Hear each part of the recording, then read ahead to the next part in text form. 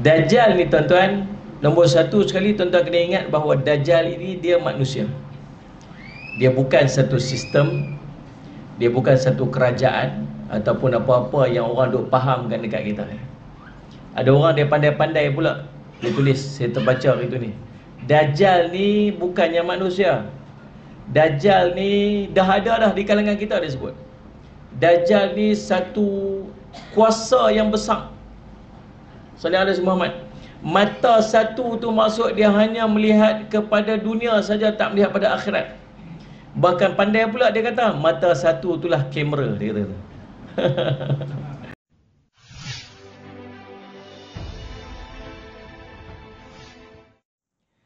Bismillahirrahmanirrahim. Assalamualaikum warahmatullahi wabarakatuh. Alhamdulillahi rabbil alamin wal aqibatu lil muttaqin wa bihi nasta'in ala umuri dunya waddin. Asyhadu an la ilaha illallah wa asyhadu anna sayyidana Muhammadan abduhu wa rasuluhu wa nusalli wa nusallim ala habibil karim sayyidina Mustafa sallallahu alaihi wasallam wa ala alihi wa ashabihi wa man tabi'ahum bi ihsanin ila yaumiddin. Subhanaka la ilma lana illa ma 'allamtana innaka antal alimul hakim. Rabbi shrah li sadri wa yassir li amri wahlul 'uqdatam min lisani yafqahu qawli. Bismillah ma syaa Allah, la yasuqul khaira illa Allah ma syaa Allah, la yasrifu su'a illa Allah ma syaa Allah, maka min ni'matin fa min Allahi ma syaa Allah, wala haula wala quwwata illa billah al-aliyyil azim. Amma ba'd. Yang saya hormati tuan pengacara majlis, yang saya hormati pengurusi madrasah Uthmaniyah, betul ya madrasah Uthmaniyah, para asatiza, alim ulama, ibu-ibu, ayah-ayah, tuan-tuan, perempuan sedang hadirin dan hadirat yang sekalian, alhamdulillah. Susah mujahadah betul nak sampai kat tempat tuan-tuan ni. Tadi masuk lorong mana ni, tepi sungai tu. Lepas tu tanah runtuh pula. Nak kereta saya kena turun macam masuk 4-wheel drive tu. Tengah-tengah hujan tu tiup jalan mengam-ngam je dengan longkang dengan parit. Oh subhanallah, berjadah tu nak sampai buat tuan-tuan ni. Subhanallah, Allah subhanallah. Subhanallah. Nak kena bagi jadi manfaat sesungguhlah. Mai jauh-jauh ni tuan-tuan, kalau tuan-tuan tidur lagi saya tak tahu. Dengan aircon, dengan sejuk, dengan hujan apa semua ni, subhanallah, kali harap sangat kan. Jadi tuan-tuan, kita nak bincang dua perkara hari ni. Dua perkara. Yang pertamanya, dah tajuk tu ada dua lah, sepatutnya dia bagi satu tajuk, satu je. Tapi satu ceramah dua tajuk hari ni. Satu tajuk Dajjal, satu lagi Ya'juj Ma'juj. Saya betul nak kena bagi dua lah. Sebab kita ceramah lebih kurang setengah jam ya. Jadi 1:15 minit. Allah SWT. Dah buat apa, nampak heran pula kita setengah jam. Kita berhenti sekali dalam pukul 9 gitu lah kot. InsyaAllah sejam suku lebih kurang. So saya akan cuba untuk bahagikan sesuai Sallallahu Muhammad. Sebab lepas ni nak kena ke Melaka pula ni. Lepas Melaka ni esok pergi Kedah pula. Lepas pergi Kedah esok, lusa pergi Perlis pula. Aduh, Sallallahu Muhammad. Tuan-tuan, ada dua benda yang nak kita bincang. Yang pertamanya isu berkaitan dengan Dajjal. Yang keduanya Sallallahu Muhammad, Ya'juj dan Ma'juj. Sallallahu Muhammad. Dan kedua-duanya disebut sebagai Sallallahu Muhammad fitnah ataupun tanda kiamat yang besar. Nabi SAW sebut badiru bi'amal sittah, cepat-cepat buat amal sebelum sampai 6 perkara. Sallallahu Muhammad. Buat amal cepat-cepat sebelum sampainya 6 perkara ni. Tulu asyamsi min maghribiha, naiknya matahari daripada sebelah barat. Pertama. Itu tanda besar yang pertama, tanda besar. Awid Dajjal, ataupun munculnya Dajjal. Awid dukhan, ataupun munculnya dukhan. Sallallahu alaihi wasallam. Awid dabbah, atau munculnya dabbah, binatang melata. Sallallahu alaihi wasallam. Au khassat ahadikum, ataupun datangnya satu perkara yang menimpa setiap orang daripada kamu, iaitu kematian. Au ammatikum, ataupun satu perkara yang menimpa keseluruhan daripada kamu, iaitulah kehancuran ataupun kiamat yang besar. Baik, Allahumma salli ala Muhammad. Yang pertamanya Dajjal. Dajjal ni tuan-tuan, nombor satu sekali tuan-tuan kena ingat bahawa Dajjal ini dia manusia. Dia bukan satu sistem, dia bukan satu kerajaan ataupun apa-apa yang orang duk fahamkan dekat kita. Ada orang dia pandai-pandai pula, dia tulis, saya terbaca itu ni, Dajjal ni bukannya manusia. Dajjal ni dah ada dah di kalangan kita, dia sebut. Dajjal ni satu kuasa yang besar. Sallallahu alaihi Muhammad. Mata satu tu maksud dia hanya melihat kepada dunia saja, tak melihat pada akhirat. Bahkan pandai pula dia kata, mata satu itulah kamera, dia kata. Dajjal ni memang manusia. Bahkan ada sahabat Nabi SAW yang pernah dah berjumpa dengan Dajjal. Nama dia Tamim Ad-Dari, ataupun nama dia Abu Ruqayyah Tamim Ad-Dari radhiyallahu anhu. Waktu dia belayak dengan kaum dia, ada 30 orang daripada kaum dia, mereka belayak ke satu tempat, tiba-tiba dihempas gelombang dekat dalam laut, terdamparlah dia di satu pulau. Bila sampai dekat pulau tu, sallallahu alaihi Muhammad, tiba-tiba mereka terjumpa dengan satu makhluk. Mereka tak tahu binatang tu makhluk apa. Binatang apa ni yang mereka jumpa ni? Berbulu panjang. Tak tahu mana satu depan, mana satu belakang. Tapi bercakap dengan mereka. Dia tanya, kamu tu siapa? Dia binatang yang duduk tepi jalan, tepi pantai. Tuan-tuan boleh bayang tak kalau tuan-tuan jumpa dengan binatang ni? Dengan bulu panjang tu. Dia kata, Saudara Syamad, kamu tu siapa? Aku Al-Jassasah, dia kata. Nama dia Al-Jassasah. Nabi sebut, kisah ni tercatat dalam hadis riwayat Imam Muslim. Hadis sahih. Dalam hadis Imam Muslim tu, dalam kitab Sahih Muslim tu, dalam bab Dajjal tu, hampir 2 muka surat cerita yang ni je. Dia kata, Allahumma salli ala Muhammad, kamu tu siapa? Dia kata, aku Al-Jassasah. Salli ala Muhammad. Dia kata, kamu tu siapa? Kami orang Arab. Kami belayak daripada negara Arab tu, lalu kami terdampak dekat sini. Dia kata, kamu pergi dekat dalam pulau ni, ada seorang yang sedang menunggu kamu. Dia pun heran, siapa duduk kat dalam pulau ni? Pasal apa dia tunggu kami pula? Lalu subhanallah, sallallahu alaihi wasallam, mereka pun cepat-cepat melarikan diri daripada makhluk tu, sebab mereka takut. Mereka ingat kata itu adalah syaitan. Lalu sampailah mereka ke satu tempat. Dalam cerita tu ada sebuah macam biara, ataupun satu bangunan, ataupun satu bentuk gua, tak tahu. Lalu mereka berjumpa. Dia kata, kami tak pernah melihat seorang lelaki yang begitu tegap, yang begitu besar. Sallallahu alaihi Muhammad. Tegap, besar pula. Dia dipasung dengan besi di leher dia ni. Tangan dia diikat di leher dia tu, dengan tangan, dengan leher sekali ni, ikatnya tu. Kemudian dipasung dengan besi daripada lutut sampai ke buku lali dah. Duduk macam tu. Tuan-tuan, lalu lelaki ni pun tanya dekat kami, kamu tu siapa? Kamu mai daripada mana? Kami ni orang Arab. Kami mai 30 orang bersama dengan kami. Kami belayak, kemudian kami terhempas di lautan. Akhirnya kami terdampak dekat sini. Kami jumpa dengan Al-Jassasah. Al-Jassasah suruh mai kat sini, jumpa dengan kamu. Allahumma salli ala Muhammad. Tuan-tuan, Allahumma salli ala Muhammad. Lalu subhanallah, sallallahu alaihi Muhammad, kemudian dia pun tanya, kamu ni siapa? Dia pun tanyalah, orang Arab ni tanya dekat lelaki yang badan besar tu, kamu tu siapa? Dia kata, kamu akan tahu tentang aku sebentar lagi. Dia bagi macam apa ni, macam dia macam tunggu saat ni. Dia tu. Lalu dia pun tanya, sebelum dia nak jawab soalan tu, dia tanya dulu kepada depa ni, aku nak tanya kepada kamu 4 soalan. Apakah, sallallahu alaihi wasallam, bagaimanakah keadaannya kebun kurma di Bisan?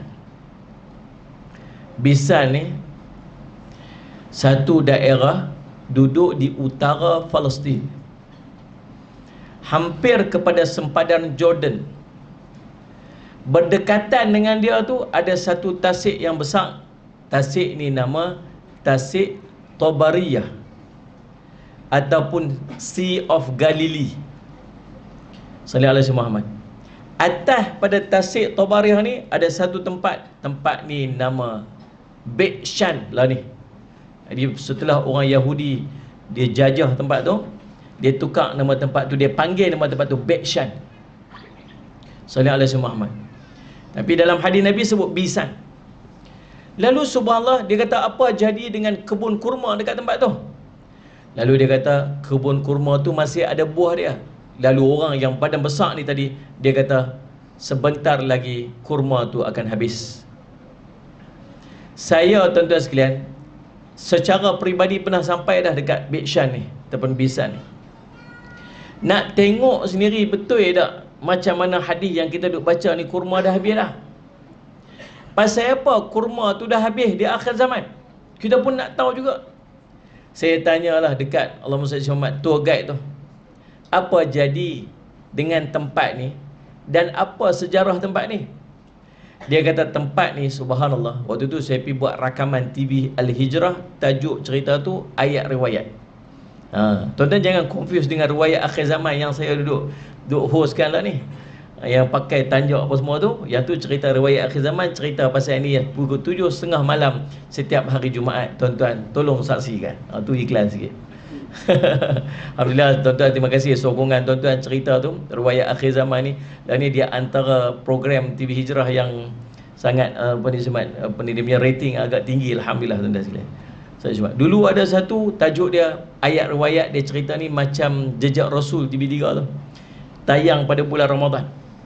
Saya pergi, saya sampai dekat Beit Shan tu, Bisan tu, saya tengok subhanallah sallallahu alaihi Muhammad, dia ada kebun kurma sikit-sikit. Tapi bila masuk saya tengok ladang pisang punya lah luas. Ladang pisang punya luas. Kemudian ada ladang orange bertukal. Ada ladang Allahumma salli ala sayyidina Muhammad, jenis buah-buahan yang ladang dia sangat luas. Lepas tu saya tanyalah dekat tour guide tu, saya kata, mana pi ladang-ladang kurma ni? Dia kata, ustaz, dulunya tempat ni milik orang Palestin, dan orang Palestin sallallahu alaihi Muhammad, depa mengusahakan ladang-ladang kurma yang luas-luas, dan ladang kurma ini antara kurma yang terbaik di dunia sallallahu alaihi Muhammad. Sebab dia tanah dia sangat subur, dekat dengan Allahumma salli Muhammad Tasik Tabariyah. Dia pula lembah tempat tu tempat sangat strategik untuk pertanian.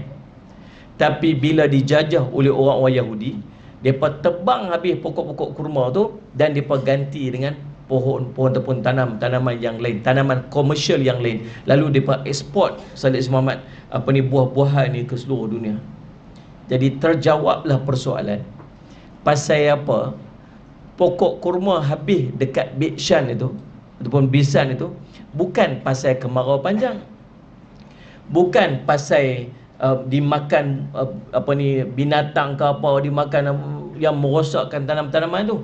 Rupa-rupanya yang habisnya kebun kurma ni sebab telah ditebang oleh orang-orang Yahudi dan digantikan dengan tanaman-tanaman yang lain. Jadi tak lagi? Jadi dah. Salih Asyamat, dia kata satu hari nanti kurma itu akan habis. Dan nampak gaya dah, memang habis dah.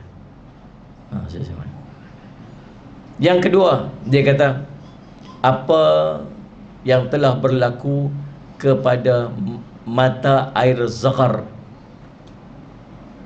Mata air Zaghar, dia kata apa yang berlaku kepada Tasik Tabariyah. Apakah masih ada air dia? Dia kata ya, airnya masih ada. Dia kata sebentar lagi airnya akan habis. Tasik Tabariyah ni tuan-tuan pun berada di Palestin. Luas dia sangat luas, sampai air yang ada di Tasik Tabariyah ini turut dimanfaatkan oleh negara jiran, iaitulah Jordan. Luas dia sampai dia tak panggil tasik lagi lah, dia panggil sea, laut. Laut Galili. Tuan-tuan boleh search Sea of Galilee. Waktu saya pi rakaman tahun 2015 dan saya pi lagi sekali tahun 2017. Pada tahun 2017 bulan Februari, The Times of Israel telah buat keluar satu kenyataan dalam akhbar dia, Times of Israel, tuan-tuan sallallahu alaihi Muhammad, yang menyatakan bahawa Tasik Tobariyah ataupun Sea of Galilee ini telah berhadapan dengan kekeringan dan telah berada di bawah paras bahaya paling kering dalam 100 tahun. Dalam tempoh 100 tahun ni kedudukan paling kering bila tahun 2017 yang lepas. Sallallahu alaihi wasallam. Tuan-tuan boleh search, ada lagi laporan ni dekat dalam internet, tuan-tuan boleh tengok sendiri. Sehingga menyebabkan kerugian kepada orang-orang yang membuat perladangan di sekeliling kawasan tersebut, mengambil manfaat daripada air tu, sehingga mereka berhadapan dengan kerugian sebab air dah kering. Kat hari tu 2017 dah kering dah, sekarang lagi kering. Saya pi daripada tepi tu, dia ada JT lama dia. JT lama dia dulu tepi dia punya apa? Dia punya ni lah. Dia punya gigi air dia tu lah. Tapi nak sekarang ni daripada JT tu turun ke bawah tu. Sangat jauh tu. Hampir 1 kilometer tuan-tuan sekalian, sallallahu alaihi baru jumpa air dia. Nak cerita, dah sangat kering sampai muncul dah macam pulau-pulau kat tengah tu. Yang tempat-tempat yang tinggi-tinggi kat dalam dasar tu, dah nampak pulau-pulau tu sebagainya, tuan-tuan sekalian. Dan orang Yahudi cuba nak top up, cari jalan untuk top up balik, tapi tak boleh nak top up balik dah. Pasal Nabi SAW cerita akhir zaman Tasik Tobariyah ni akan kering. Dan Tasik Tobariyah ni ada kaitan pula lagi. Kita akan bincang Yajuj Majuj, apa kaitan dengan Tasik Tobariyah ni pula. Jadi soalan kedua dia, apa berlaku pada Tasik Tobariyah tu? Jawab dia dah kering dah. Kering dah. So maksud daripada 4 soalan tu 2 dah tik dah. Tik pertama, tik kedua dah. Ada 2 soalan lagi. Soalan ketiga, apa yang berlaku kepada mata air Zaghar?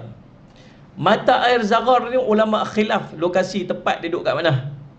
Sebahagian menyatakan bahawa dia duduk di Palestin juga. Dan ada satu tempat pelarian daripada orang-orang Yahudi, orang Palestin yang dulu mereka pergi berimpun dekat situ. Saya pernah sampailah beberapa kali dekat Palestin ni, tuan-tuan. Subhanallah, saya cuma, tuan-tuan, sedih tengok. 1964 berlaku satu perjanjian, nama perjanjian Allahumma salli ala sayyidina Muhammad. Allahumma salli ala sayyidina Muhammad. Saya ingat. Subhanallah. Yang perjanjian itu, tuan-tuan, membenarkan penghijrahan besar-besaran orang-orang Yahudi daripada seluruh dunia untuk masuk ke Palestin. Perjanjian itu dibuat oleh British. Maka masuklah orang-orang Yahudi seluruh dunia, disebut sebagai return program. Return program ni maksud Salih Muhammad, program balik. Balik mana? Orang Yahudi balik ke Promised Land, tanah yang dijanjikan. Allahumma salli, tuan-tuan. Allahu Rabbi. Dulu orang Yahudi ni banyak kena bunuh zaman Hitler, Rusia. Salih ala sayyidina Muhammad. Tuan-tuan, sampai ada satu muzium dekat Tel Aviv tu, cerita macam mana orang Yahudi dibunuh. Dia pun berselerak lari seluruh dunia. Tangkap orang Yahudi asal depa Yahudi, buat masuk dekat dalam satu satu gedung yang besar tu. Masuk sumbat-sumbat dekat dalam tu, bagi tahu kata kamu ni transit kat sini Zat, kami akan jaga kamu, dia boleh bebaskan. Apa dia buat? Dia bakar semua kat dalam. Tahu tak siapa yang sambut depa dan tolong depa? Orang Palestin. Waktu dia masuk mai, orang Palestin yang sambut, mai tak apa. Mai duduk kat sini, Salih alaihi Muhammad. Kami ada 2 tanah, ambil 1 tanah untuk kamu. Kamu duduk kat sini. Bila dah depa mula bertapak, apa depa buat, tuan-tuan sekalian? Salih alaihi Muhammad. Depa offer untuk beli tanah-tanah orang Palestin dengan harga sekali ganda. Harga 100,000, tak apa, kami beli dengan harga 200,000. Waktu tu orang Palestin mula jual tanah-tanah mereka kepada orang-orang Yahudi. Lah ni orang Yahudi tak payah beli tanah orang Palestin. Depa nak tanah orang Palestin, depa cuma pastikan orang ni keluar pada rumah depa, esok depa nak masuk ke rumah ni.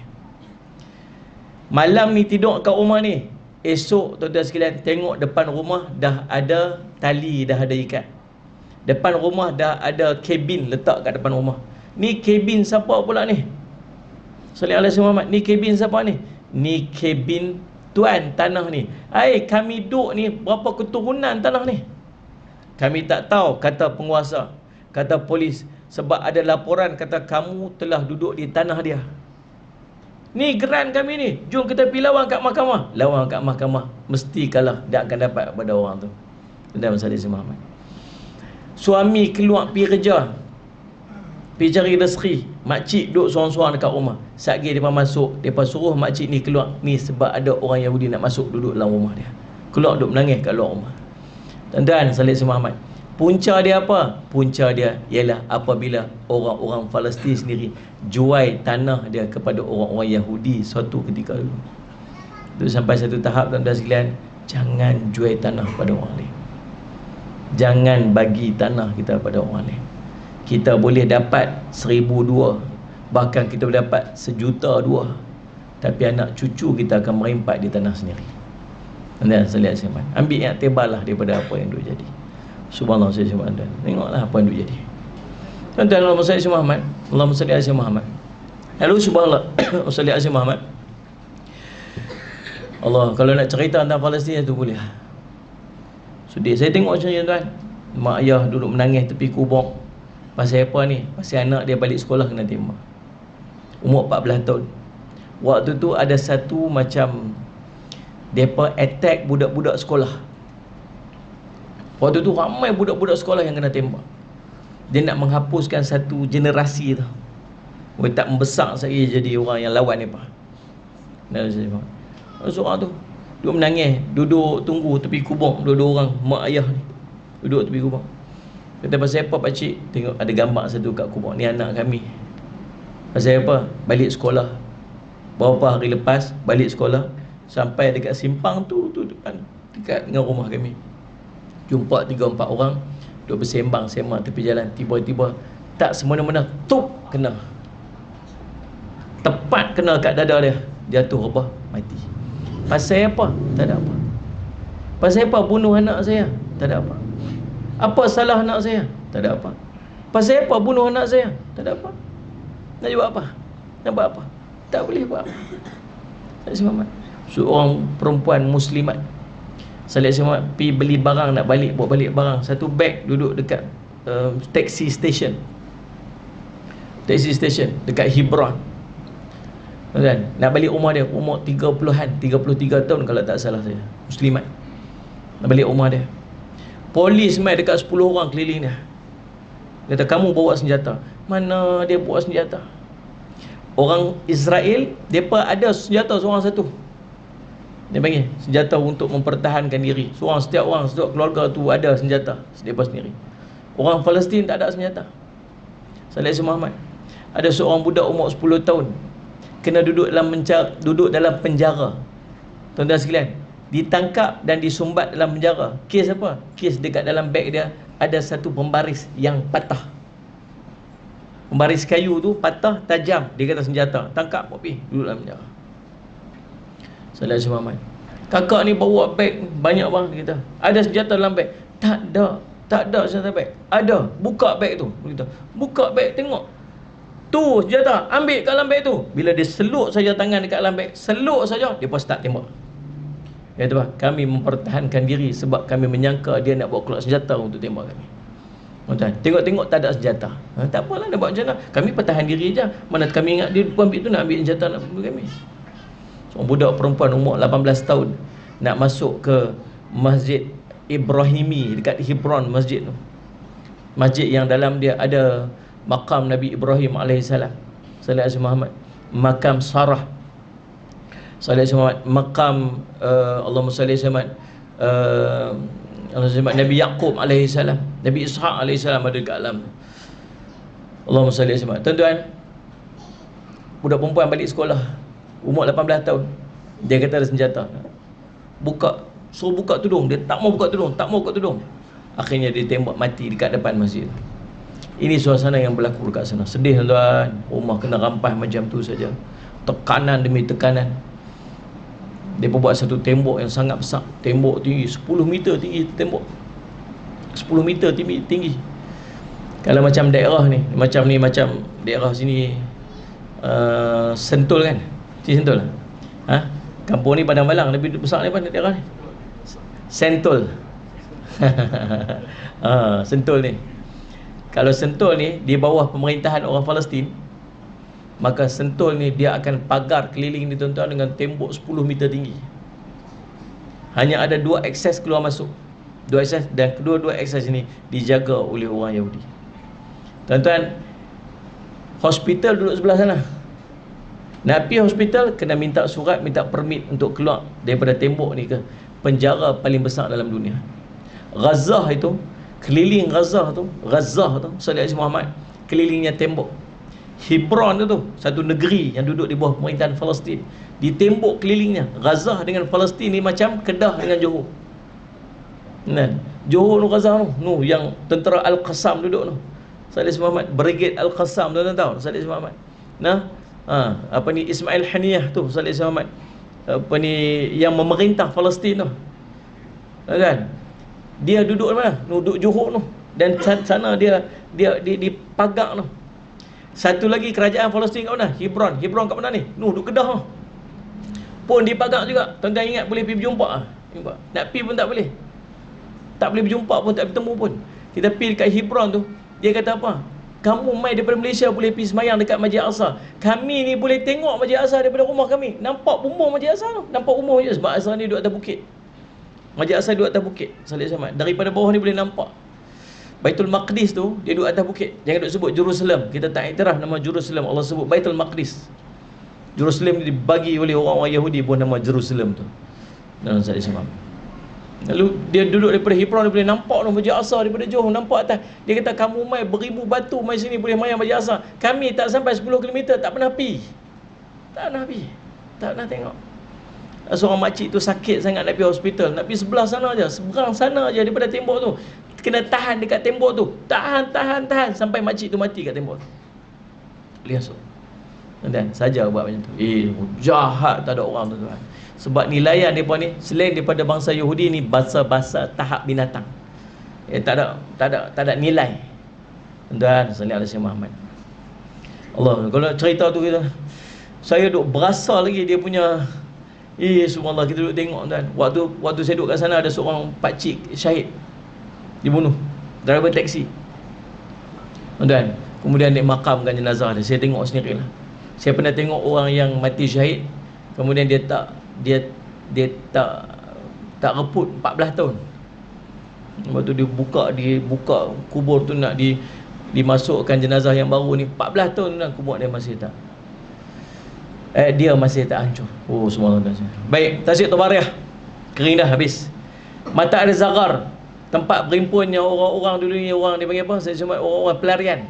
Bawa kunci rumah tuan, bawa kunci rumah. Daripada tahun 1960 dulu ni, duduk kat tempat pelarian tu, bawa kunci rumah masing-masing. Waktu berlaku perang ni, mailah tentera-tentera pengaman ni, jujur kita keluar ni, kami sedia tempat tolong tunggu kat situ. Tuan-tuan agak boleh bawa tak ni, nak cari geran tanah. Sempat nak cari geran tanah, nak perang ni, diorang duk main ni. Tak ada lah tuan-tuan. Salih Aziz Muhammad bawa apa yang patut je, buat apa yang patut. Pergi tunggu pelarian. Kita berapa lama ni jangka ni? Mungkin dalam sebulan lagi habislah, kita baliklah ke rumah kita masing-masing. Tuan-tuan, daripada tahun 1960 dulu sampai tahun 2022 masih duduk tempat pelarian lagi. Salih Aziz Muhammad masih duduk tempat pelarian lagi. Dan pun masih ada kunci rumah masing-masing. Balik ke rumah, tanah tu orang lain duduk dah. Rumah dia lagi, gambar dia duduk depan rumah tu ada lagi. Tapi tak boleh, sebab tanah tu telah dimiliki oleh orang lain. Salih alaihi wasallam tuan. Kunci rumah duk ada, rumah tak boleh masuk. Mana bukti ni tanah kamu? Mana bukti tanah? Tunjuk geran, kata rumah kata. Mana ada geran? Geran ni milik orang tu dah. Tuan-tuan, Allahumma salli alaihi wasallam, itulah kisahnya tuan. Lah ni tempat tu hanya tinggal dalam 1000 orang saja. Itu yang puluh-puluh ribu orang duduk dekat tempat tu yang nama Mata Air Zaghar tu, dulu ambil manfaat daripada air dia, lah ni tinggal lebih kurang 1000 orang. Bukan pasal dah balik rumah masing-masing, sempat sumber air dah habis dah. Tak ada. Dan yang keempat, dia kata tanda dia nak Ustaz Muhammad, yang keempat, apa dia? Soalan dia, ada tak seorang lelaki yang mengaku dia Nabi? Salih Muhammad, kita ada? Ada. Apa yang berlaku pada dia? Dia halau. Dia dihalau daripada kampung dia oleh kaum dia sendiri. Dia ni siap jawab, beruntung siapa yang ikut dia. Kamu tu siapa? Aku Al-Masih, katanya. Aku Al-Masih. Siapa? Dajjal. Aku akan keluar tidak berapa lama lagi.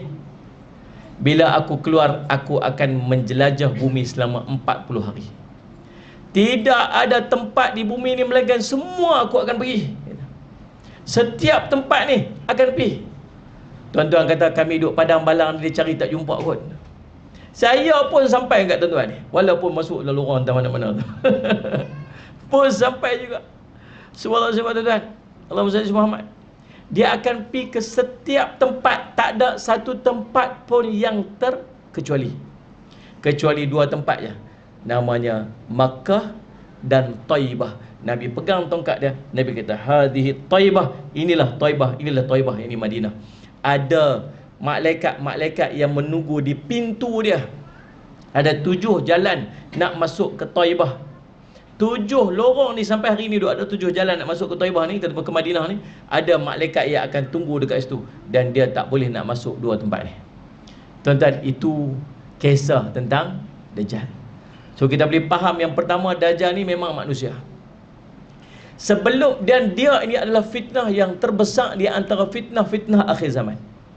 Dalam fitnah-fitnah zaman, inilah fitnah paling besar sekali. Dan subhanallah tuan-tuan, Allahumma salli ala sayyidina Muhammad, Allahumma salli ala sayyidina Muhammad. Dajjal ini subhanallah, kata Nabi SAW, tidak ada Nabi sebelumku salli ala sayyidina Muhammad, melainkan dia memperingatkan umatnya tentang Dajjal. Semua Nabi tahu Dajjal akan muncul akhir zaman. Tapi daripada zaman Nabi Nuh dulu dah peringat umat dia tentang Dajjal lah. Jaga, nanti akan muncul Dajjal. Jaga, nanti akan muncul Dajjal. Pasal apa? Daripada dulu-dulu dah pesan dah tentang Dajjal ni. Sebab fitnah Dajjal sangat besar. Sallallahu alaihi wasallam Muhammad. Baik. Dajjal dia akan keluar. Satu hari dia akan keluar. Dia dah ada dah. Dia dah ada dah. Siapa tengok tadi? Tamim Ad-Dari dah tengok dah dia macam mana. Dia duduk dalam rupanya manusia biasa. Tamim Ad-Dari tak cerita mata dia buta sebelah.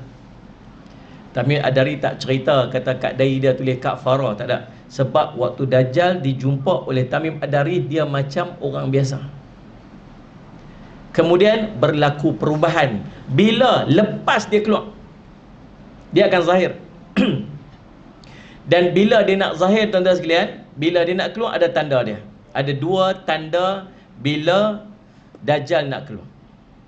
Kata Nabi SAW, wa inna qabla khurujid Dajjal, wa inna qabla khurujid Dajjal 3 sanawatin shidadin yusibun nas fiha ju'un syadidun. Oi, subhanallah tuan-tuan, sallallahu alaihi Muhammad. Allah Rabbi. Ini hadis riwayat Ibnu Majah. Allahumma salli ala sayyidina Muhammad.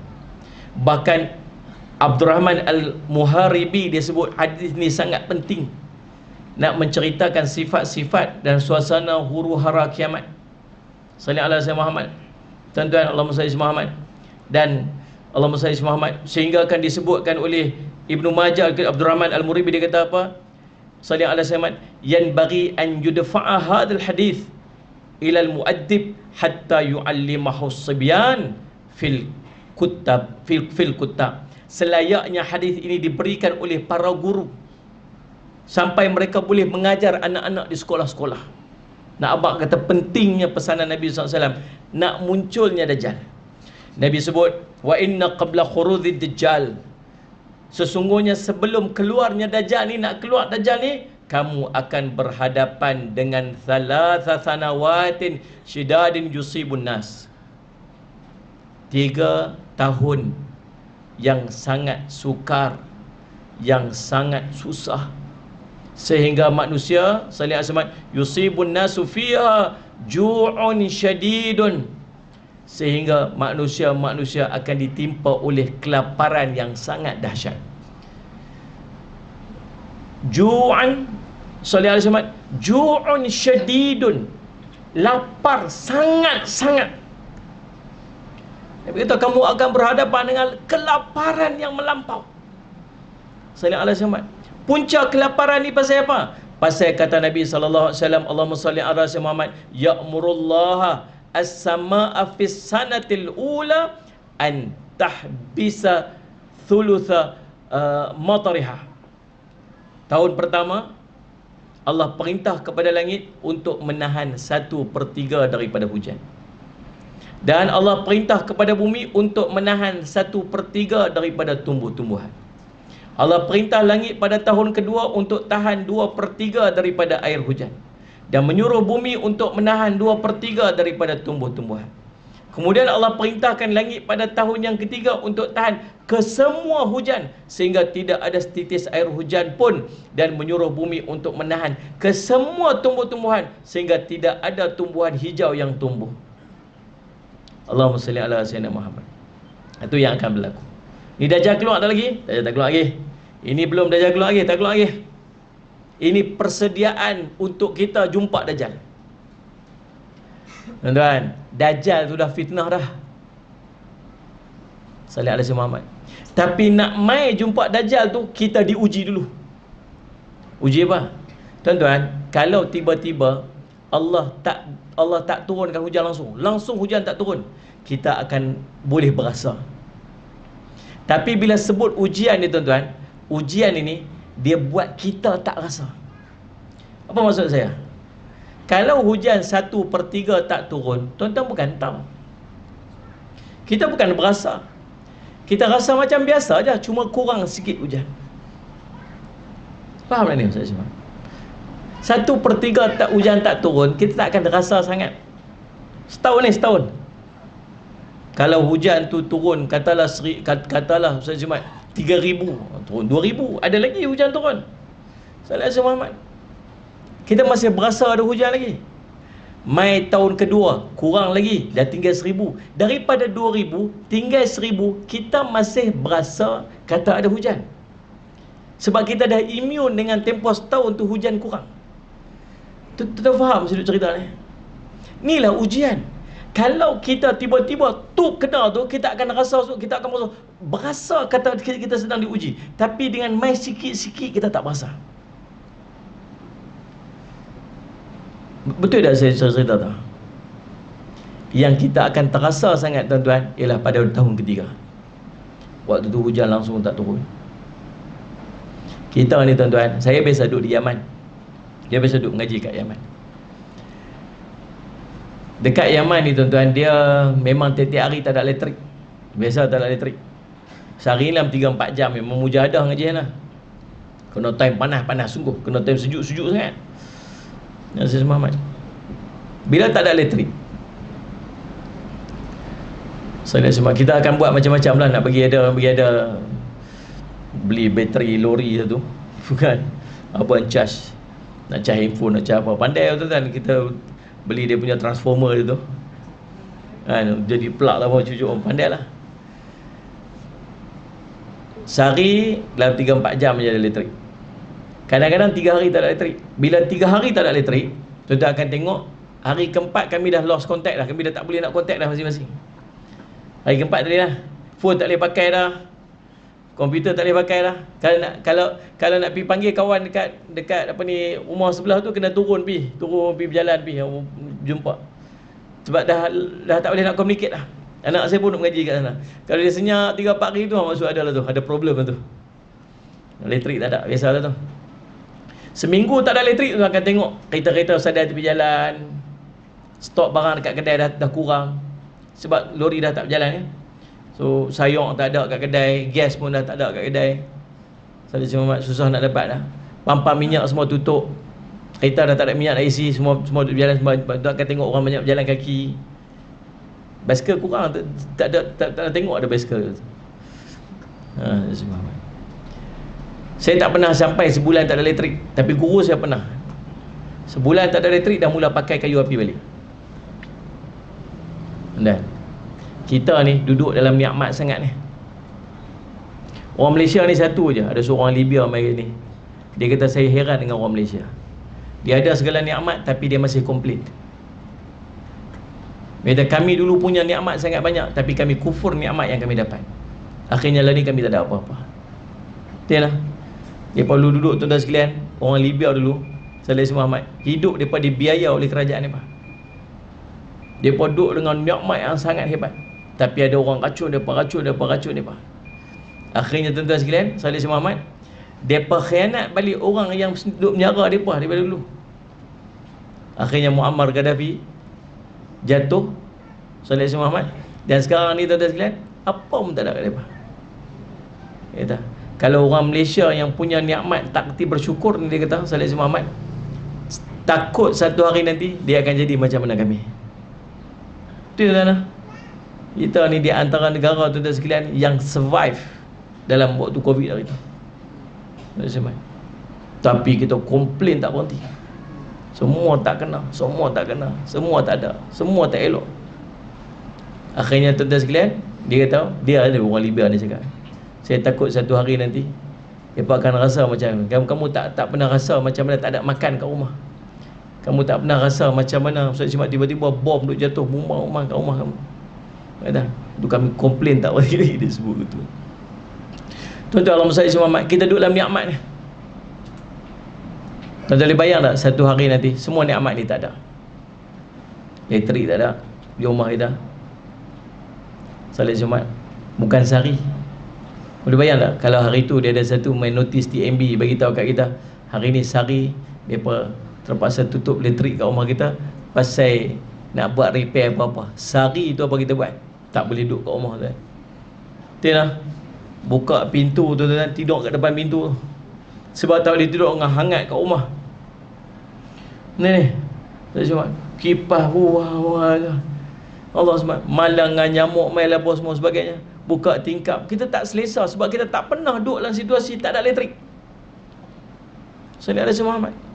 Tapi nanti waktu Dajjal nak muncul, kita akan balik pada suasana tu. Elektrik tak ada kat rumah kita.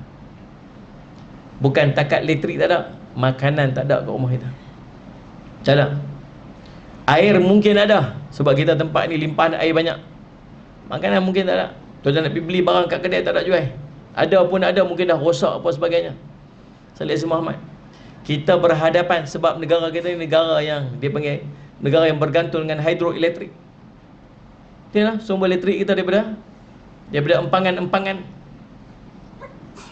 Dan Salih Muhammad, bila hujan tak turun dekat 3 tahun hujan, 2 tahun hujan kurang, kemudian tahun ketiga langsung hujan tak ada, tuan-tuan boleh bayang tak apa akan jadi dengan empangan kita? Kita akan start berhadapan dengan masalah elektrik. Bila masalah elektrik ada, dia akan sangkut dengan lain-lain. Yang lain-lain pun akan sampai semua benda pun pakai elektrik. Ni aircon tak ada pun tuan-tuan sekalian, aircon rosak pun esok dah tak boleh pergi kerja dah. Saya pun teruk sangat, mata merah, tidak tak cukup ke? Aircon rosak di rumah ni, kita tak lena. Subhanallah. Bila kita duduk dalam situasi macam tu, ni lapar ni, tak ada makanan langsung ni, semua dah lembik dah. Kereta ada tak boleh pakai, motor ada tak boleh pakai, makanan langsung tak ada, anak-anak kita menangis kat rumah, kita sendiri pun kelaparan dah hampir kebuluran. Waktu tu dia mai dan dia akan offer balik benda apa yang kita tak ada tu. Kamu nak apa? Kamu nak apa? Kamu nak makan? Riwayat cerita dia bawa dekat kita tuan-tuan, Salih alaihi Muhammad, segunung roti. Segunung roti dia buat main kat kita, nak bagi kita makan. Tuan-tuan agak tu tak ambil lah. Tak ambil lah ni, baru sudah makan tak saat ni perut duk kenyang ni. Saat petang tadi sebelum maghrib dah makan dah. Sekali lepas kuliah lagi tu duk hidang lagi nak keluar. Nampak? Kena berhenti awal sikit lagi bahaya. Oh subhanallah, subhanallah. Kita mana sempat lapar perut kita ni. Tak sempat lapar kan makan. Kita bukan makan sebab perut lapar, kita makan sebab dah sampai waktu makan. Betul tak? Waktu makan kita pukul 7.30 pagi ke pukul 8 pagi, tu waktu makan. Sehari pukul 10 pagi lagi ni ada tea pula, ada time-time makan cokodok. Mana? Saya Muhammad. Time tu walaupun tak lapar lagi, makan. Sehari pukul 12, pukul 1 lagi, naik makan lagi. Lapar lagi, tak lapar lagi, makan lagi. Sehari petang pukul 4 lagi, makan lagi. Kalau ke office, balik rumah sekali ni, isteri buat kopi, makan lagi. Sehari sebelum makan lagi. Sehari lepas kuliah balik, makan lagi. Lepas tu gaduh, pasal apa lah kencing manis awal sangat. Saya malah darah tinggi. Pasal apa lah kolesterol sikit sangat. Pasal apa lah, tak tahulah dia tak lah ni. Aduh, keturunan ke apa, bukan keturunan. Aduh, subhanallah SWT. Kita semua duduk dalam keadaan lapar, waktu itulah Dajjal muncul. Dan dia akan pergi ke semua tempat. Sallallahu alaihi Muhammad. Pada waktu tanda bila dia muncul, sehari sebelum kemunculan Dajjal, Nabi cerita, kamu akan tengok manusia akan dibahagikan, terbahagi. So tanda pertama bila dia nak muncul, kita akan tengok tadi apa? Dia akan berlaku kemarau yang panjang. Tanda kedua, kamu akan tengok sehari sebelum Dajjal muncul, manusia akan dibahagikan, orang kafir dengan orang mukmin. Orang kafir satu bahagian, orang mukmin satu bahagian. Benda ni bukan berlaku dirancang. Allah yang menggerakkan hati orang tu. Orang kafir tak akan duduk dengan orang mukmin. Bahkan orang munafik akan duduk bersama dengan orang kafir. Dan proses ni mungkin akan berlaku dengan program yang panjang Allah susun. Dan tengok orang-orang munafik dia selesa duduk dengan orang kafir berbanding dengan orang mukmin. Proses itu akan tengok. Kalau dia orang munafik, tu akan tengok dia akan selesa, dia akan duduk dengan orang kafir berbanding orang mukmin. Dia tak akan selesa duduk dengan orang mukmin. Bahkan dia benci orang mukmin. Bahkan dia akan lawan orang mukmin. Sampai sehari sebelum Dajjal muncul, Nabi sebut, waktu tu kamu akan tengok orang mukmin, orang kafir, Allahumma salli ala sayyidina Muhammad, orang mukmin dan orang kafir akan diasingkan, orang Yahudi, orang munafik akan duduk bersama dengan orang-orang kafir. Kata Nabi SAW, ghadan, esok atau hari itu kamu akan tengok Dajjal akan muncul. Yang ketiga, Dajjal muncul. Hari first day Dajjal muncul tu, ada tanda dia pula. Apa tanda Dajjal muncul hari pertama? Walaupun tuan-tuan tak jumpa dengan dia hari tu, tapi tuan-tuan tahu dia dah muncul dah. Tang mana tak tahu dia dah, tak tahu. Mungkin duduk dekat, Allahumma salli Muhammad, apa dekat Iran. Mungkin duduk dekat mana, kita tak tahu. Tapi tuan-tuan akan tahu dia dah muncul. Apa tanda dia? Tanda dia, hari kita akan jadi panjang. Hari kita akan jadi panjang. Ingat Nabi sebut ni. Pasal apa? Adakah dia memang jadi hari panjang betul ataupun dia maknawi je? Memang jadi betul. Pasal apa jadi betul? Pasal sahabat tanya, kami nak semayang macam mana? Nabi jawab, kamu kira waktu dia. So maksudnya benda tu memang jadi sungguh-sungguh, bukan maknawi lagi. Tuan-tuan, kata Nabi SAW, Allah Rabbi, bila Dajjal muncul, hari pertama kamu akan merasa hari tersebut seperti setahun. Setahun tuan-tuan, setahun. Maksud kita akan duduk dalam tempoh siang selama 360 hari. Panjangnya kan. Esok tengok-tengok, siang, tak malam-malam. Siang. Berapa lama siang ni, matahari tak sunset langsung ni? 360 hari, setahun. Nak semayang macam mana tuan-tuan? Semayang tuan-tuan, kata Nabi SAW, kira waktu dia. Ini kemudian subuh kan? Subuh dengan zuhur berapa jam? Saya Muhammad, katalah 6 jam. Ada mana ada jam? 6, 7, 8, 9, 10, 11, 12, tuan bagi tuan 7 jam, 6 jam, 7 jam. Saya Muhammad, 6 jam, 7 jam. Sekali semayang zuhur pula. Lagi lepas zuhur dengan asar lagi berapa jam pula? Semayang asar pula. Lepas tu semayang maghrib pula. So maksud dalam tempoh setahun, dalam masa tempoh sehari tu kita semayang 360 kali semayang maghrib, 360 kali semayang asar dalam tempoh sehari tu. Faham tak lah? Hari kedua tentu akan jumpa sebulan. Rasa tempoh tu sebulan. Masuk 30 hari. So 360 hari campur 30 hari dia apa? 300 Allah bersemat 360 hari campur 30 hari 390 hari. Teruk matematik gaya mak ni. Nampak gaya teruk matematik ni. Hari ketiga seminggu campur pula 7 hari. Ada 397.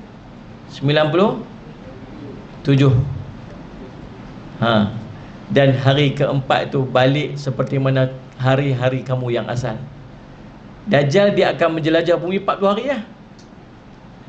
Dia akan pergi seluruh dunia ni dalam tempoh 40 hari je. Tapi 40 hari dia tu, hari pertama dah setahun, hari kedua dah sebulan, hari ketiga dah seminggu, hari keempat balik macam hari-hari yang biasa. So maksudnya dia duduk dekat, dia berjelajah kat dunia ni lebih daripada tempoh setahun. Betul kan tuan-tuan? Salih Muhammad. Dan waktu tu bila dia muncul, dia diikut oleh ramai orang. Ramai orang ikut dia. Orang tak tahu kata dia Dajjal. Orang mula meninggalkan dia bila dia mula mengaku dia Tuhan, dia Nabi. Mula mengaku dia Nabi dulu. Lepas tu orang mula tinggal dia. Lepas tu dia mengaku dia Tuhan pula. Lepas tu mula orang tinggal dia. Waktu tu berlaku peperangan yang dahsyat kat dia sampai dia terkena kesan daripada perang tersebut, sehingga wajahnya berubah dan tubuh fizikal dia berubah. Mata dia buta sebelah. Bukan mata satu dah, tu cyclop nama dia. Mata satu ni. Bukan yang tu. Tunjuk gambar Dajjal mata satu tu. Bukan. Dia Dajjal mata dia buta sebelah. Sebelah dia sebelah lagi macam kismis kering. Betul. Dekat dahi dia tulis kafarah. Semua orang boleh baca kat dahi dia tulis kafarah. Ingat tu. Nabi pesan kat kita, Nabi kamu tidak buta. Tuhan kamu tidak buta, Nabi kata. So, maksudnya nanti kalau ada yang main mata dia buta sebelah kemudian dia kata dia Tuhan, ingat Nabi kata apa? Tuhan kamu tidak buta. Tu maksud tu bukan Tuhan kita, tu bukan Tuhan. Rambut dia kerinting tebal. Rambut dia kerinting tebal. Salih Ahmad, dia memakai jubah. Dan ada bersamanya 40,000 orang-orang Yahudi Asfahan yang akan ikut dia. Kat mana dia pergi, ada 40,000 ni orang akan ikut dia. Bergerak satu tempat, mereka 40,000 ni akan ada sekali dengan dia. Dia akan main. Tu tanda-tanda dia. Kakinya sedikit bengkok, tangannya nampak macam panjang sikit daripada biasa. Ni kesan yang dia lalui, perubahan tubuh fizikal dia akibat daripada perang. Tulis kafarah dekat dia tak boleh padam. Dan itulah tanda dia. Semua orang reti baca. So maksudnya, kalau nanti tuan-tuan tiba-tiba jumpa kawan ni, dan contoh macam duduk kat dalam majlis ni, tiba-tiba masuk bahagian pintu muslimat belakang tu, orang tengok. Masuk tengok Sayyid Muhammad macam yang kita cerita, Nabi cerita tu lah. Mata buta sebelah, kafarah kat dahi. Sayyid Muhammad tuan-tuan, dengan rambut kerintil tebal. Dia masuk, dia kata kat kita, ana rabbukum, aku Tuhan kamu. Tuan-tuan nak ikut tak dia? Agak-agak nak ikut tak? Dah lah ni. Mai waktu tu tuan-tuan dengan lapang, dengan tak ada makan, dengan anak dah hampir kebuluran, Salih Muhammad, dengan hidup yang sangat susah, Nabi cerita ramai daripada kalangan kamu yang akan ikut dia. Ramai ni kena kita. Bahkan seorang lelaki terpaksa ikat isteri, anak perempuan dia dan keluarga perempuan dia sebab dia nak ikut Dajjal. Bukan pasal Dajjal tu segak, handsome macam pelakon. Tak. Dajjal nak offer dekat dia benda yang dia tak ada waktu tu, terutamanya makanan. Dia fikir anak dia tak makan lagi, dia fikir keluarga dia tak ada apa, dia sanggup korban. Ni sifat seorang ibu. Dan Salih Muhammad. Dan dia antara fitnah Dajjal yang terbesar ialah dia akan bawa dekat kita tuan-tuan sekalian, Salih Muhammad, satu api yang membakar satu lagi air yang sejuk. Ini di antara ujian yang dia buat mai kita. Dia akan tunjuk kat kita. Dia akan tangkap seorang lelaki, dia belah dua. Kemudian sebelah dia pitak Yunus, sebelah tak ni. Kemudian dia panggil bercantum balik dah orang ni hidup. Kita akan tengok dengan mata kepala kita sendiri. Dahsyat dia. Dia bawa api. Nabi kata api yang dia bawa itulah air, dan air yang dia bawa itulah api. Yang bagi Dajjal itu syurga, itulah neraka. Dan bagi Dajjal itu neraka, itulah syurga sebenarnya.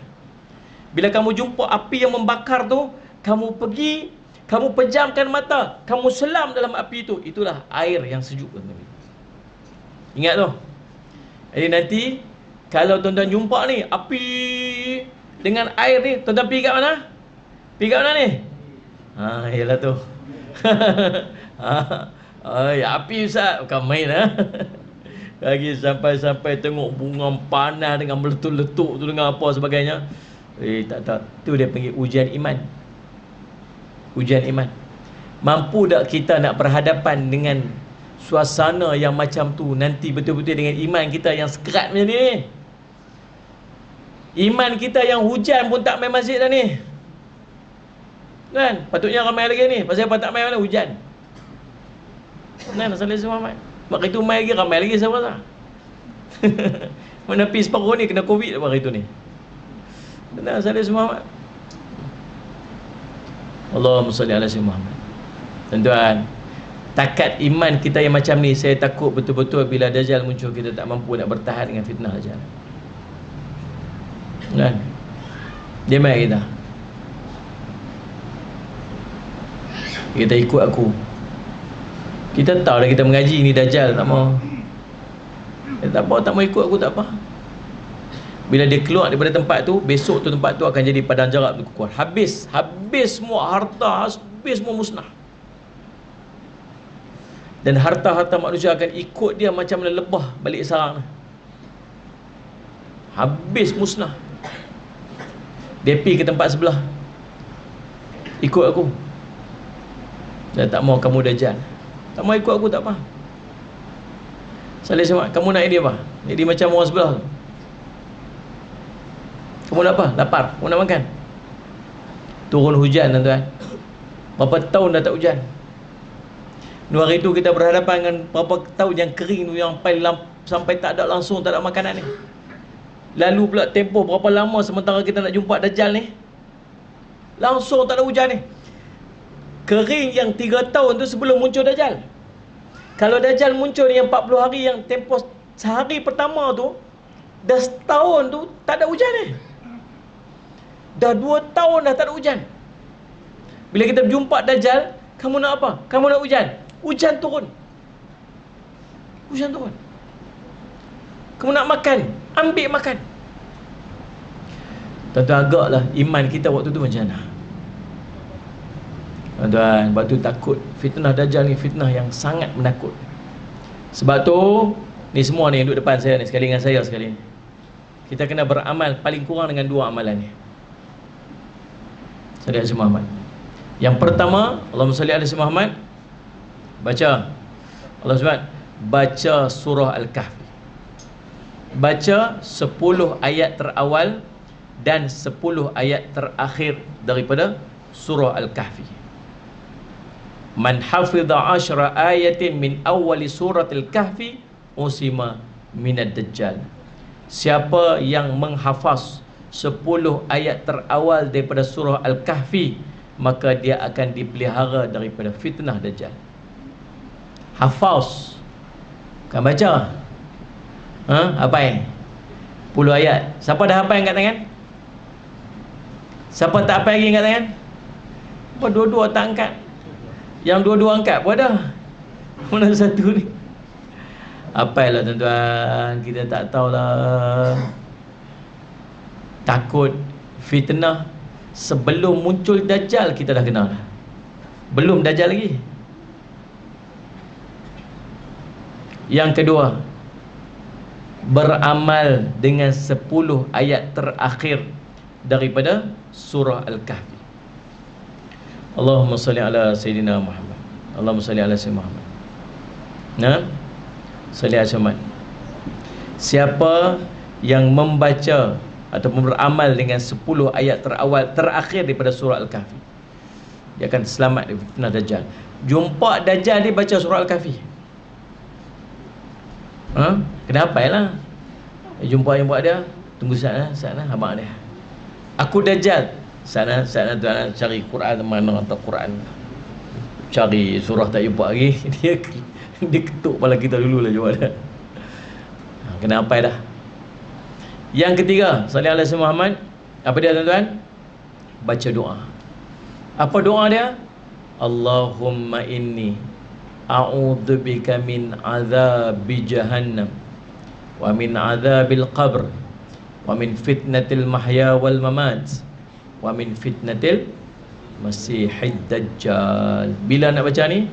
Tahiyat akhir. Waktu duduk tasyahud akhir, duduk pada tahiyat akhir, selepas baca tasyahud akhir, innaka hamidun majid, baca Allahumma inni a'udzubika min azabi jahannam wa min azabil qabr wa min fitnatil mahya wal mamat wa min fitnatil masihid dajjal. Boleh? Saya Muhammad. Betul. Kemudian Allah jauhkan kita dari fitnah dajjal. Yang kedua, kita nak bincang tentang Ya'juj Ma'juj Abidah Dajjal tu. Tak puas lagi sebenarnya cerita Dajjal tu, tapi nak kena pergi masuk 15 minit lagi, 20 minit kita berhenti insya-Allah. Baik tuan-tuan, Allahumma salli ala Muhammad. Allah sebut Ya'juj Ma'juj ni Allah cerita dalam Quran. Kisah Ya'juj Ma'juj ni Allah cerita dalam Quran. Dajjal Allah tak sebut Dajjal dalam Quran. Tapi Ya'juj Ma'juj Allah cerita dalam Quran. Antaranya surah Al-Kahfi ayat 94. Qalu ya Dzulqarnain inna Ya'juj wa Ma'juj mufsiduna fil ard fa hal naj'aluka kharajan ala an taj'ala bainana wa bainahum tak apa yang meriah ni wa bainahum sadda.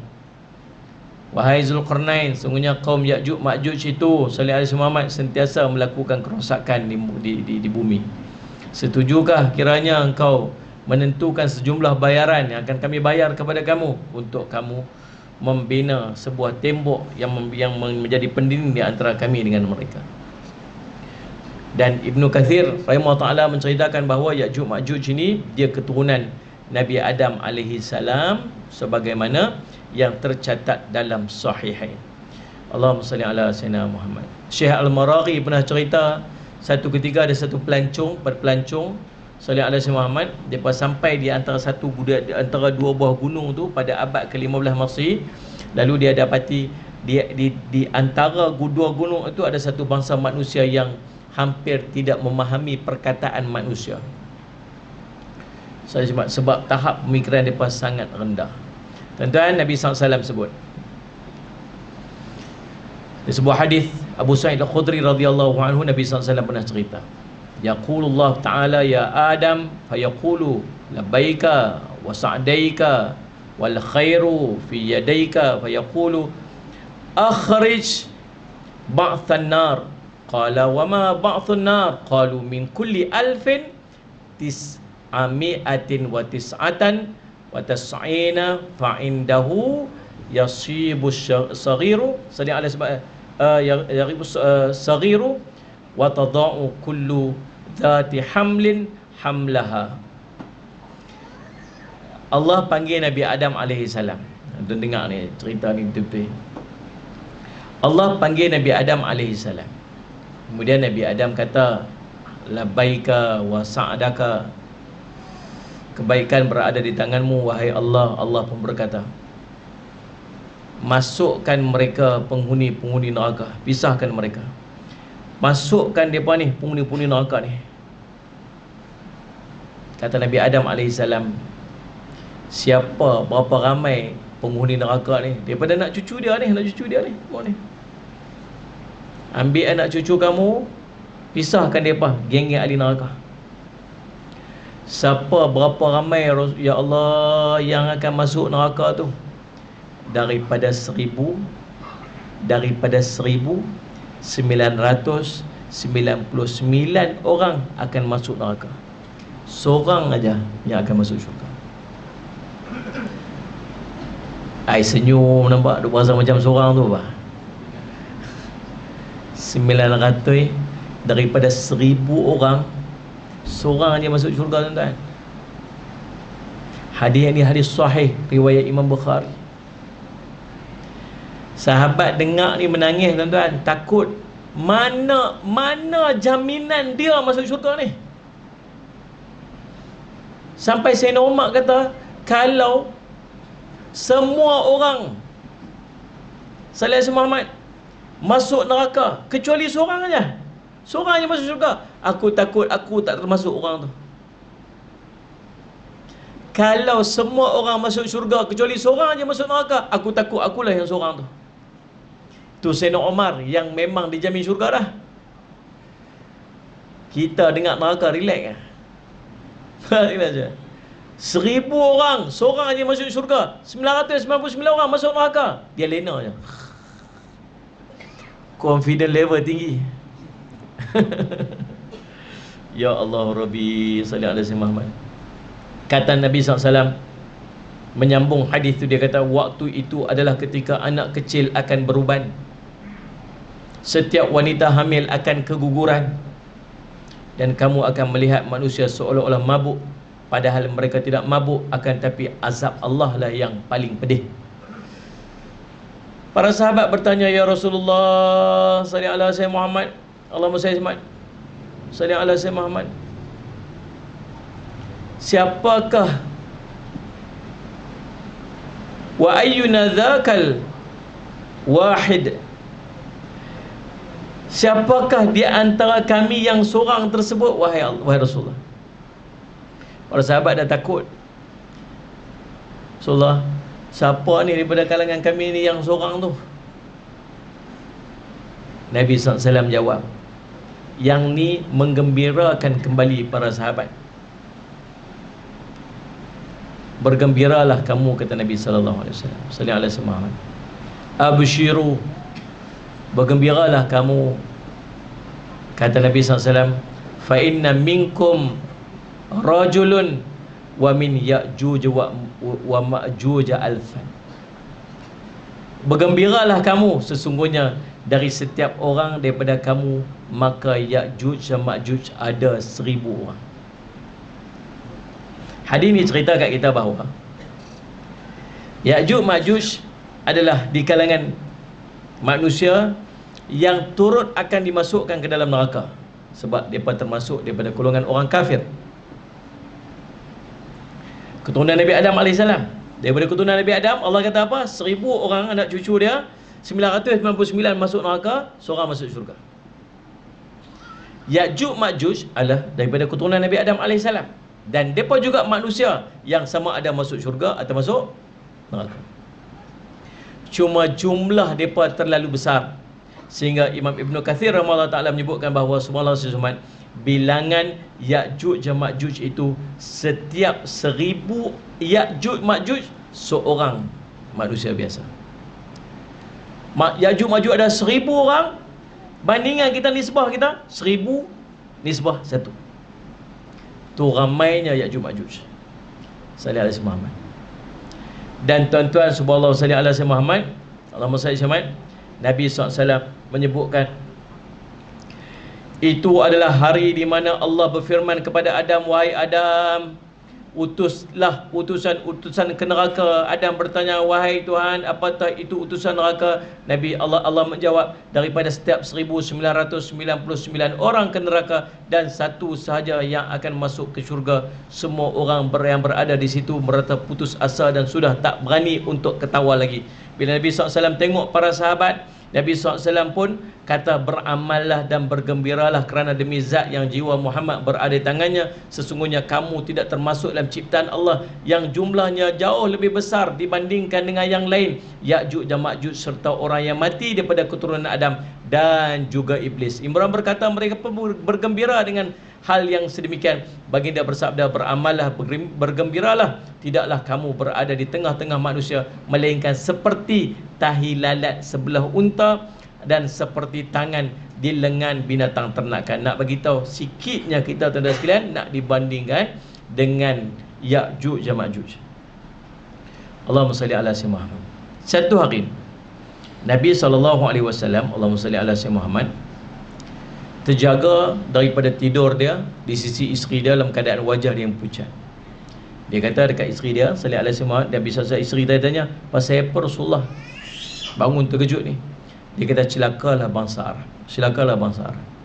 Pasal apa? Fitnah akan kena dengan mereka semua, sampai kena bumbu-bumbu rumah mereka, dan seperti hujan, dan tembok Ya'juj dan Ma'juj sudah terbuka sebesar ni. Bila ni? 1400 tahun dulu ni. Nabi SAW ambil jari telunjuk dia dengan jari ibu jari dia, Nabi satukan itu. Bila 1400 tahun dulu, tembok Ya'juj dah, tembok Ya'juj dan Ma'juj yang duk halang Ya'juj Ma'juj dah terbuka besar ni. Allahumma salli alaihi wasallam. Allahumma salli alaihi wasallam. Dan depa setiap hari depa akan korek, tembok tu, dan tak pernah berhenti daripada zaman dulu sampai ke hari ni. Satu hari nanti tembok ni akan pecah dan depa akan keluar. Bila depa akan keluar, tuan-tuan, susunan yang akan berlaku pada akhir zaman, yang pertamanya ialah munculnya Imam Mahdi. Imam Mahdi ni bukan tanda besar kiamat lah. Imam Mahdi ni tanda peralihan daripada tanda kecil kepada tanda besar kiamat. Kita ni tuan-tuan, around the corner ni, about time lah.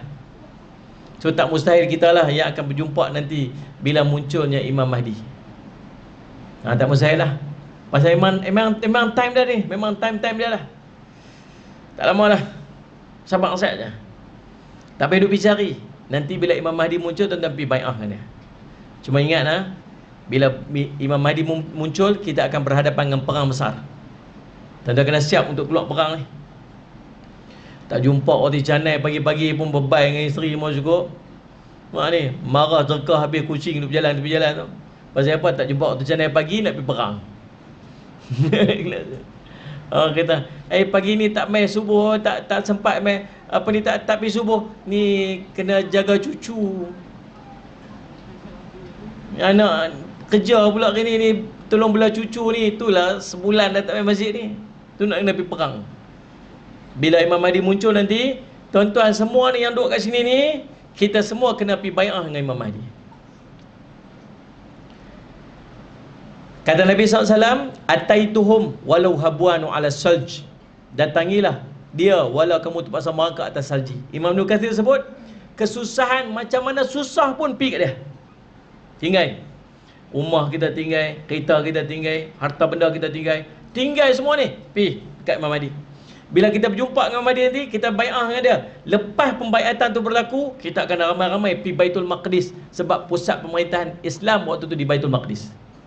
Semua akan masuk pergi kat sana. Semua umat Islam seluruh dunia akan berhimpun kat sana.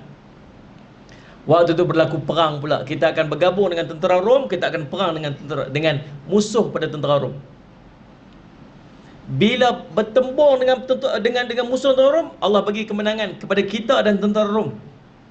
Tapi tentera Rom khianat kita pula. Waktu tu kita akan berperang pula dengan tentera Rom. 2 kali perang kita akan lalu. Bahkan lebih dahsyat perang dengan tentera Rom itu, kita akan berhadapan dengan, Allah SWT, 12 panji perang, 12 batalion tentera Rom, yang pada setiap panji itu ada 80,000 tentera.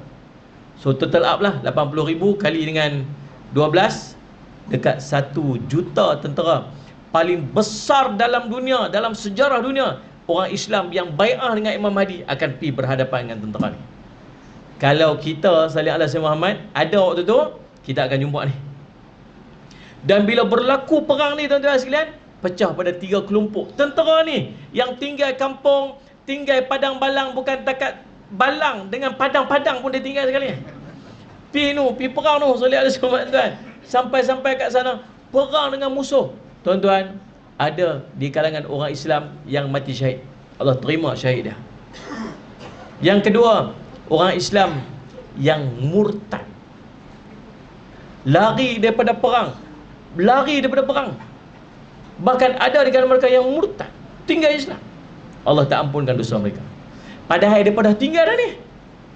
Kelompok ketiga yang Allah berikan kemenangan, jumlah mereka terlalu sedikit. Ini sekian tuan. Subhanallah. Lepas daripada tu, baru Dajjal keluar. Maksudnya dah lalu ujian dahsyat ni. Kita orang beriman ni dah tinggal kampung halaman dah tinggal semua dah ni. Pergi perang lagi tu. Tuan-tuan, Dajjal muncul pula. Sebelum Dajjal muncul, kita akan berhimpun dekat Masjid Umawi di Syria. Daripada Palestin, daripada Baitul Maqdis, kita bergerak ke Syria. Kenderaan apa ada tak tahulah waktu tu.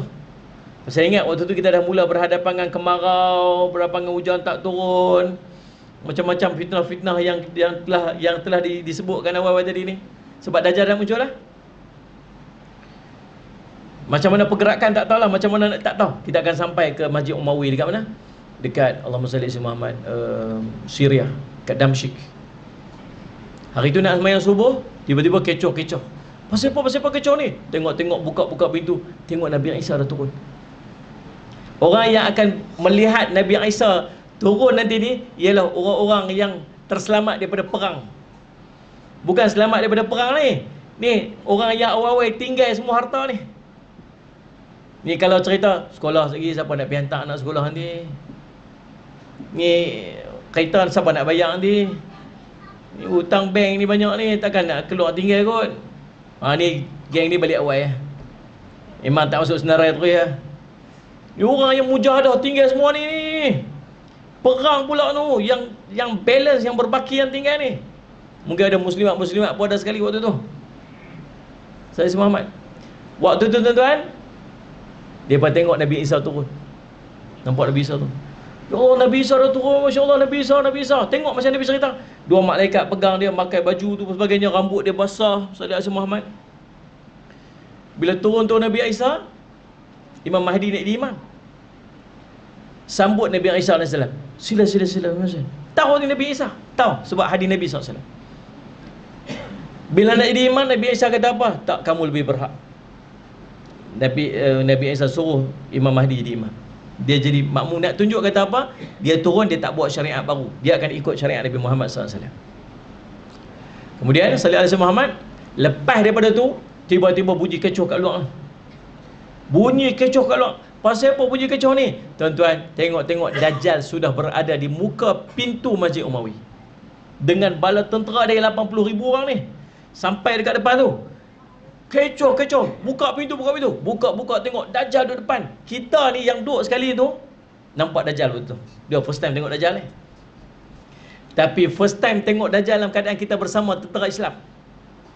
Maksudnya kita dah tinggal ni. Kalau tuan-tuan jenis duduk di kampung waktu tak ikut perang, tak ikut bai'ah, tuan-tuan akan duduklah fitnah kampung macam saya duduk cerita tadi ni. Dajjal main nanti, Dajjal akan suruh kita macam ni, Dajjal akan suruh kita mengaku Tuhan dia, Dajjal akan musnahkan kampung tu, ada orang yang akan mati. Tuan-tuan dua pilihan je. Tuan-tuan nak duduk posisi tu atau tuan-tuan nak duduk posisi sana. Tapi kalau tuan-tuan nak duduk posisi sana, waktu Imam Mahdi muncul ni, tuan-tuan kena ikut dah. Faham tak faham tak? Mujahadah tu berlaku lebih awal. Dan mujahadah ni tak akan berlaku kalau iman kita tak kuat. Dia tuan, iman kita tak kuat. Kalau masjid pun tak pergi, kira cerah masa depan lah tuan-tuan. Cerita tu kan. Kalau alasan hujan tak pergi masjid ni, memang cerah masa depan, memang balik awal lah cerita ni. Tuan-tuan, saya Muhammad. Allahumma salli ala Muhammad. Lalu nampak Dajjal kat depan ni. Dajjal ni dia nak serang kita. Sebab dia tahu dekat situ ada Imam Mahdi dan pengikut dia. Bila dia nak serang, dia tengok Nabi Isa muncul. Ni takdir Allah ni cerita macam tu. Nabi Isa muncul. Bila nampak Nabi Isa, dia tak expect Nabi Isa ada kat situ. Bila dia nampak Nabi Isa, tubuh dia mencair. Tubuh dia jadi macam garam kena air. Dan Nabi SAW. Lalu dia lari daripada Masjid Umawi dekat Syria tu, Damsyik tu, dia lari sampai Palestin. Dan grup Nabi Isa ni akan follow, ikut daripada belakang. Kejar daripada belakang. Dan kalau kita duduk dalam kelompok tu, kita pun sekali yang tu lah. Nabi Isa kat depan ni. Ada yang naik kuda, ada yang naik unta, mungkin tak tahu Allah Alam. Ada yang apa-apa macam-macam lah, dengan senjata kita pun semua ni. Nak kejar tu. Pergi mana ni? Dajjal kat depan tu. Ada geng Kedah tu. Dajjal sungguh dia tu. Contohlah kan. Subhanallah, geng Kedah ada sekali. Alu subhanallah tu, dia pun Masya Allah. Ya, sampailah mereka bertembung dengan Dajjal di gerbang Lut. Gerbang Lut ni tuan-tuan, ada satu tempat nama Lut. Lut ni dekat Palestin juga, dekat dengan Tel Aviv. Tel Aviv ni asal nama Jaffa, tempat orang Islam. Jadi Tel Aviv, disebabkan overcrowded dah Tel Aviv ni. Tel Aviv ni telah di-expand, dia dibesarkan. Negeri Tel Aviv ni dibesarkan sebab nak menampung jumlah orang Yahudi yang begitu ramai. Pasal apa orang Yahudi berimpun begitu ramai dekat Tel Aviv ni? Sebab mereka sedang menunggu the Messiah, dia panggil, si penyelamat, the Savior. Siapa the Savior ni? Dajjal lah. Dia buat persiapan lapangan terbang yang begitu besar. Takdirnya tuan-tuan, lapangan terbang begitu besar ni duduk dekat sempadan Tel Aviv. Sempadan Tel Aviv ni ada highway, belah sini Tel Aviv, sebelah sini nama dia Lut. Macam puzzle yang sedang disusun cantik tu. Kita naik highway tu, nak menghala ke utara, tengok belah sini, dua lapangan terbang paling besar sekali, Tel Aviv. Tengok sebelah sini Lut. Sinilah tempat Nabi Isa akan bertemu dengan Dajjal. Mungkin Dajjal melarikan diri dengan kapal terbang, dengan apa-apa sebagainya, tak tahu, landing kat situ. Sebab Nabi sebut Dajjal akan naik kenderaan yang telinganya 70 hasta bergerak seperti awan yang ditiup oleh angin, nampak bergerak, kita tak reti nak fikirlah. Waktu tu mana ada kapal terbang kan. Lah ni kita duk fikir kapal terbang lah kot kan. Landing kat situ apa tak tahu sebagainya. Tapi takdirnya dia akan berjumpa dan Nabi Isa akan membunuh Dajjal dengan senjata dia. Kalau siapa yang ada waktu dia akan tengok. Imam Mahdi ada, grup ni ada, mungkin satu grup, satu batalion yang dihantar sekali untuk ikut Nabi Isa pergi ke sana. Mungkin ada sebahagian yang akan standby dekat Syam. Tak tahu, kita mungkin trup mana kita pun tak tahu nanti. Mungkin kita akan duduk di bahagian ni kah? Ataupun mungkin tuan-tuan di kalangan orang yang syahid dalam perang sebelum tu. Na'udzubillah min dzalik, kumpulan yang murtad keluar dari Islam. Dahsyat tuan-tuan. Salat si Muhammad. Lepas Dajjal terbunuh, lepas Dajjal mati, salat si Muhammad, dunia akan aman. Aman seaman-aman. Sebelum dunia aman ni, tuan-tuan, elok reda saja isu Dajjal, keluar Ya'juj Ma'juj. Ya'juj Ma'juj pula keluar. Salat si Muhammad. Ya'juj Ma'juj ini dia bangsa kuat, tubuh gagah. Tak ada siapa boleh challenge dia. Muka dia lebar, pesek muka dia. Muka lebar, pesek muka, mata sempit. Nabi sebut mata kecil. Jumlah dia begitu ramai, 1000 dia seorang manusia lain. Sallallahu alaihi wasallam. Umur panjang, takkan mati satu seekor seorang Ya'juj Ma'juj, melainkan dah ada 1000 dah dia punya keturunan dia. Dia manusia biasa lah, bukan makhluk ghaib ke atau makhluk macam-macam. Dia manusia sallallahu alaihi wasallam. Cuma depa kufur pada Allah. Bila depa keluar saja ke bumi, hujang ramai tu, orang pertama sampai dekat Tasik Tabariah tu minum air dia. Bila last Ya'juj Ma'juj sampai, air Tasik tu yang dia panggil laut tu, laut Galili, habis, kering. Laut tu kering sebab minum air. Nak beritahu tu jumlahnya begitu besar. Dan siapa yang berhadapannya akan dibunuh. Harta benda yang ada akan dirosakkan. Seluruh alam akan dirosakkan oleh Ya'juj Ma'juj, tak tinggal sikit pun. Tadi Allah perintah, Nabi cerita Nabi Isa bunuh Dajjal. Bila Dajjal keluar, bunuh dia. Tapi dalam bab Ya'juj Ma'juj, Allah suruh Nabi Isa lari, jangan lawan. Ini lagi dahsyatnya. Tuan-tuan boleh bayang tak kalau tuan-tuan tertinggal duduk kat mana-mana, tak duduk bersama Nabi Isa AS, macam mana kita nak menyelamatkan diri daripada Ya'juj Ma'juj? Nak duduk dengan Nabi Isa AS waktu Imam Mahdi ada, tuan-tuan dah bai'ah dah. Ini yang akan membawa tuan-tuan untuk duduk bersama dengan kelompok ni. Kalau tuan-tuan tak ikut bai'ah, tuan-tuan termiss out, tuan-tuan akan berhadapan dengan fitnah Dajjal secara bersendirian. Nabi kata, kalau aku bersama dengan kamu waktu Dajjal ada, aku akan pertahankan kamu. Yang aku takut bila aku tak ada bersama dengan kamu, waktu tu kamu akan pertahan diri kamu sendiri. Kita sendiri pertahan sendiri. Isteri kita, kita tak boleh pertahan dia. Anak kita tak pertahan dia. Masing-masing pertahan diri sendiri. Nak selamat dengan fitnah Dajjal, tuan-tuan kena duduk dengan kelompok ni. Maksudnya, mujahadah tu berlaku lebih awal lagi. Berapa lama tempoh daripada munculnya Imam Mahdi sampai nak pergi ke Dajjal? Tak tahu, Allah Alam. Mungkin 5 tahun, tak tahu. Maksudnya 5 tahun sebelum Dajjal muncul, kita dah siap dah ni kat sini dengan Imam Mahdi ni. Boleh faham tak lah? Dia akan pergi seluruh tempat.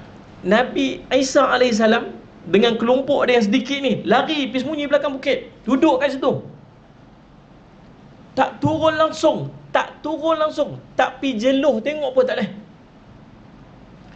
Salih Somad, bahkan waktu tu keadaan sangat susah sehingga kepala lembu pun bernilai ratusan dinar. Kepala lembu mahal sangat sebab tak ada makanan. Kemudian Nabi Isa AS doa.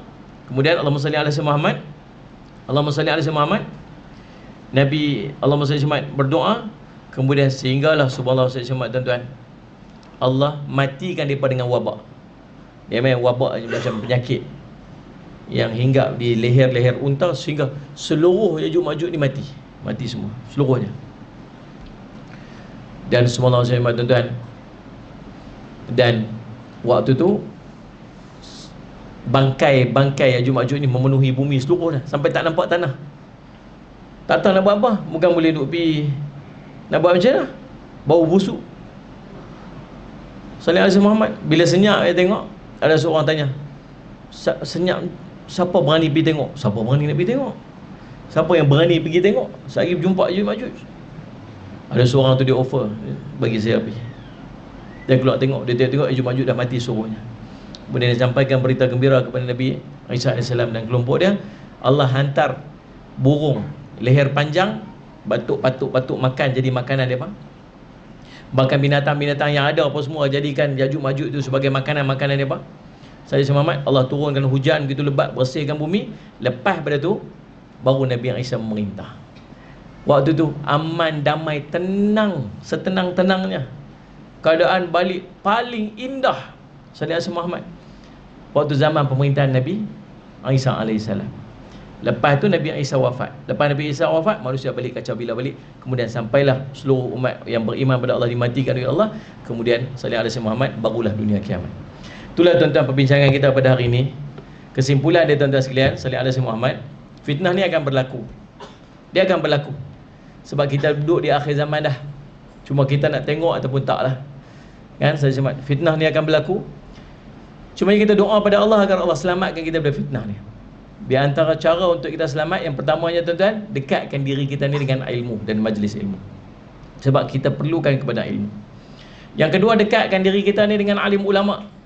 Sebab apa? Sebab panduan alim ulama yang mampu untuk menyelamatkan kita disebabkan Salih Muhammad, panduan yang Allah berikan kepada dia. Kita mana kenal Imam Mahdi itu siapa? Paling tidak alim ulama ni Allah bagi panduan dekat dia dan kita ikut dia. Yang ketiganya tuan-tuan sekalian, beramal soleh lah, buat amal elok-elok.